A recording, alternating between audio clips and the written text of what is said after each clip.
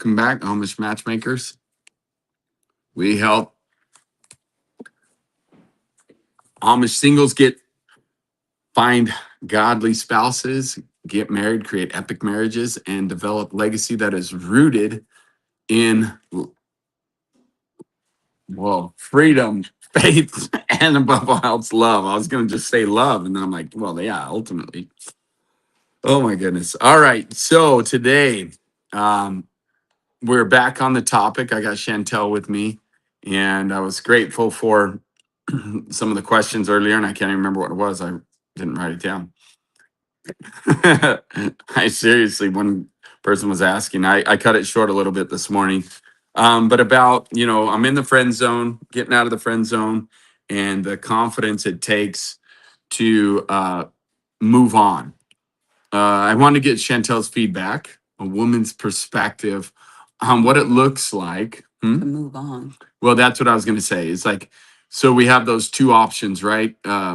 What happened with me in my situation with you was I was a very confident person when it came to relationship and women, ultimately.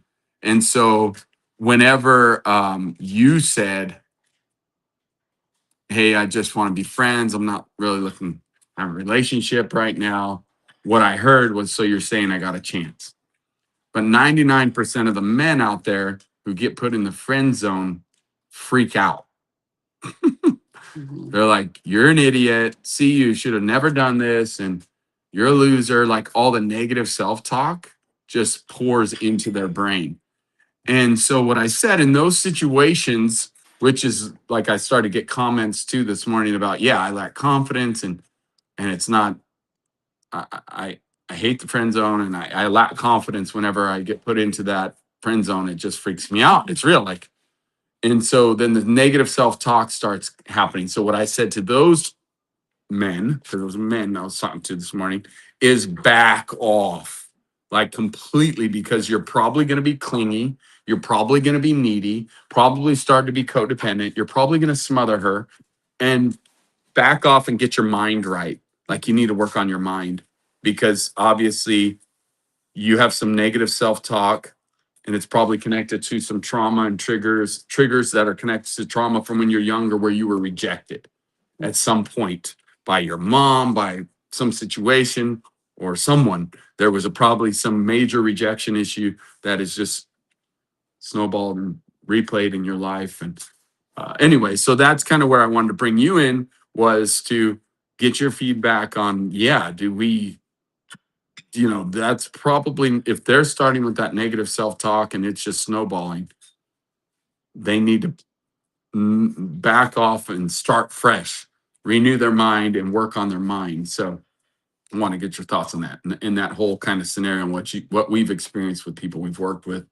And the self-talk, I think, is the main thing of what happens there. So first I want to clarify, because initially when you were talking about the friend zone, you were saying, well, so I'm saying, saying I got you're saying I got a chance. So continue to pursue, right? So I don't want to give mixed messages. So what Carlos is saying right now is two options. Two options. And the one option is rare, because I was a very confident person when it came to relationships. Well, and so there are different modes of operation. So this is where, identifying like where you are mentally, emotionally, in this process makes all the difference, right? So if you feel like, you have a great connection and she's friend zoning you, and you still feel like, you have the courage to continue to develop that friendship, see it as such, and continue to pursue her as a friend in that way, to grow that deeper relationship. What Carlos is talking about today is, if it totally shatters you and find yourself in a state of depression, or your self-talk, the tape recorder that's playing in your head is very negative and condemning and shame and guilt and all of these different things, all of the things that keep us believing the worst about ourselves, That's what he's talking about right here. So yeah, in that case, I would say definitely back off, because what you're communicating to somebody else when you're in that state is not attractive. Yeah. Okay. And it's not going to benefit a friendship or a relationship. So yeah. And one of the things too that I wanted to talk about is like what it feels like when a man is shattered like that and he becomes this like boy, this little boy that's hurt and not a leader, not like confident, but like, oh, poor me, and why would you do this to me? And like, man, it's amazing what that looks like in a man and how that feels to a woman. I'm curious. Well, yeah, it's definitely not attractive. And the hard part there too, and that's where people find themselves in super toxic codependent relationships is women naturally nurture. Women naturally, our heartstrings get pulled. We want to support, like, it's in our nature to support, to love, to nurture, all of those things. So if a woman gets trapped in a man's victim mentality, trying to save him, um, you're already setting the dynamic off for toxicity. Okay. That is not a healthy start to any relationship. It's not a healthy middle or end to any relationship. We definitely want to operate from a place of individual strength and benefit coming together. Excellent. So then, what is a woman looking for in a man, especially in response? So if a man backs off, then what should he do? Like I talked about our tools a little bit this morning, but I want to actually address that. Like, why do they work? What is it that we're trying to do with men, specifically for men right now?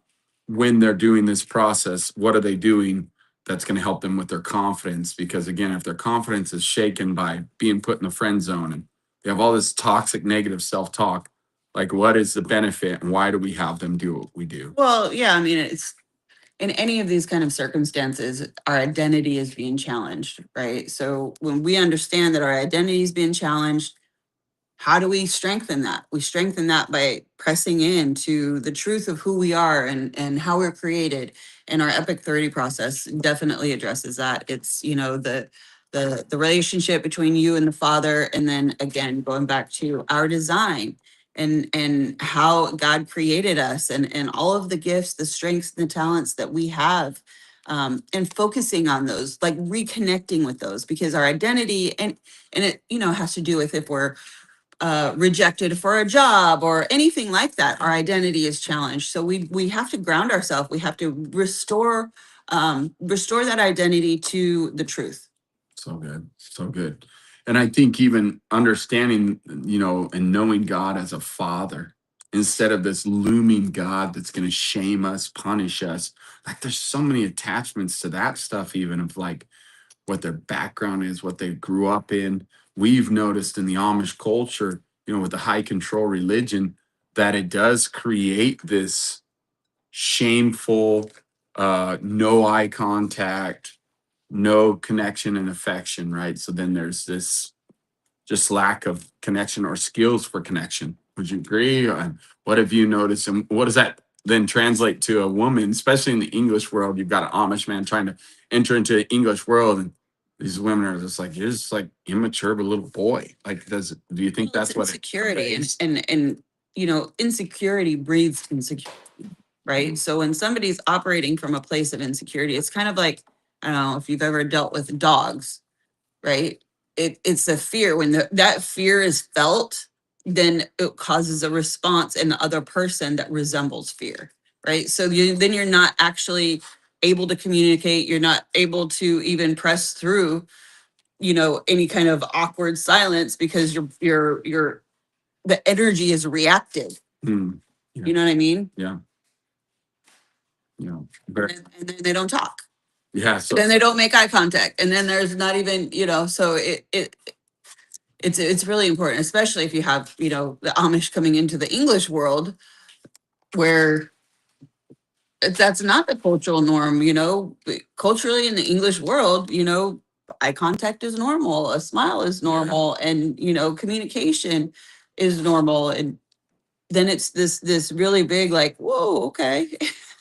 Well, and it's interesting because it's almost like, I know we've talked about a cultural thing. However, a lot of it is just men these days. Because I think back to even Rogelio and Brandy, like Rogelio was saying, "Oh, that's the woman that never stops talking," and Brandy was saying, "Oh, that's the guy who never talks." Right? So like men are almost getting this reputation or this where they don't talk, where they don't make eye contact. They're not very confident even in their stature and would never do a video like this. I have so many men that talk to me and like, Carlos, I don't know how the heck you do that. How do you go on video and just able to talk about things and have that confidence? Like, I think it's not, you know, it's not something that we can say as a whole. There's definitely exceptions and whatnot. But I also think that, you know, when we think about the English world and what you're talking about, there's this interesting dynamic because um there's a language of, especially in the English world, there's a language of lust. And so there's a mode of operation which you're familiar with, you know, going through, you know, your seasons of being a womanizer, right? There's that kind of confidence, and then there's a true identity confidence that has to come in order to communicate in such a way um that brings that deeper connection, that is not just a physical attraction, or that it's, you know, you're going just for the physical, the sex, the whatever.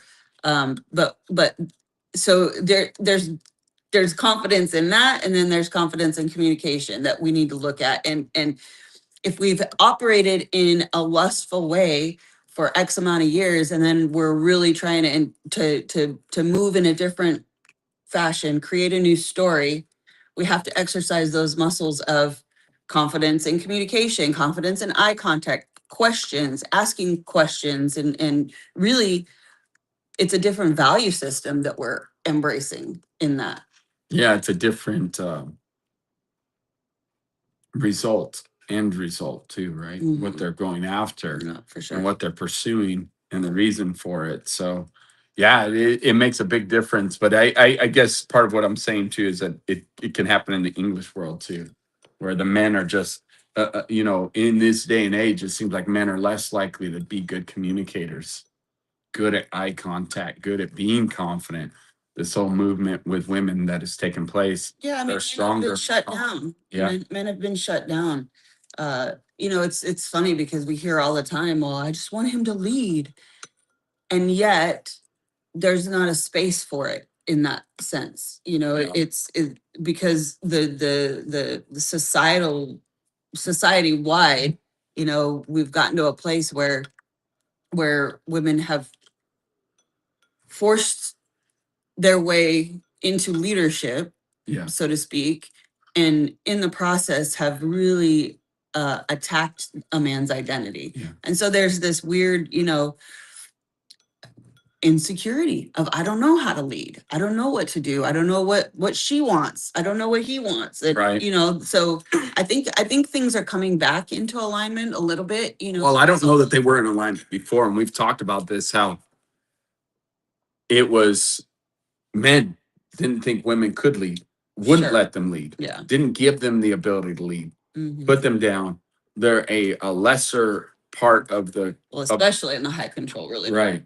And so, and even in the old fashioned, like women couldn't vote, right? And so again, it's interesting. There were multiple wives because again, that they were looked down upon. But now, so I think the new thing that really God has called us to is the yoke. What does the yoke look like? Because that is part of connection and leading together.